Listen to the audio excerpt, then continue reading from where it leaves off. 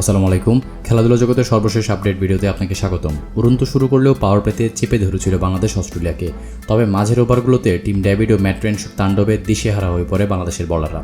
7 থেকে 16 ওভারের মধ্যে অস্ট্রেলিয়ার স্কোরবোর্ডে যোগ হয় 110 রান। দুজনে গড়েছিলেন 97 রানের জুটি। তবে এরপর ডেথ ওভারে আবারও ঘুরে দাঁড়িয়েছিল বাংলাদেশের বোলাররা।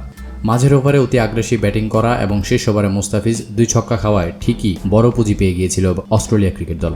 শুক্রবার টস জিতে আগে ব্যাটিং করা অস্ট্রেলিয়া নির্ধারিত 20 ওভারে 5 উইকেট হারিয়ে 196 রান করেছিল। দলটির হয়ে 52 বলে সর্বোচ্চ 89 রান করেছিল ম্যাট্রেন্স। 5টি ছক্কাও মেরেছেন তিনি। পরবর্তীতে এমন টার্গেটে ব্যাটিং করতে নেমে অস্ট্রেলিয়ার বোলারদের প্রথম থেকেই তুলোধুনো শুরু করে বাংলাদেশের ব্যাটাররা। প্রথম 2 ওভারে 33 রান তোলা বাংলাদেশ পাওয়ার প্লের 6 ওভারে তুলেছিল 72 রান। আউট হওয়া তানজিদ তামিম করেছিল 15 বলে 30 রান। হাত খুলে খেলতে থাকা সৌম্য সরকার 8 বলে করেছেন 15। পরবর্তীতে সাইফ হাসানকে সঙ্গে নিয়ে পারভেজ হুসাইন অস্ট্রেলিয়ার বোলারদের উপর ছড়ি ঘোরাতে শুরু করে।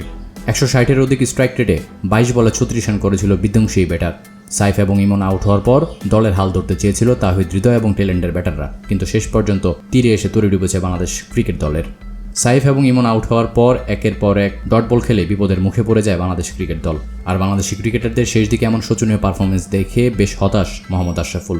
তার মতে বাংলাদেশের ব্যাটাররা শেষ দিকে নিজেদের উইকেট বিলিয়ে এসেছে, কেউই নিজেদের ইনিংস লম্বা করার মতো মানসিকতা দেখায়নি। সবাই উইকেটে গিয়ে একের পর এক শট খেলার চেষ্টা করেছে, যার কারণে হারতে হয়েছে এবার অস্ট্রেলিয়ার বিপক্ষে দ্বিতীয় টি-20 ম্যাচে বাংলাদেশ ক্রিকেট দলকে। এই ছিল দর্শক আমার হাতে থাকা সর্বশেষ খেলার আপডেট। প্রতিনিয়ত খেলার সংবাদ সবার আগে পেতে সাবস্ক্রাইব করুন এখনই।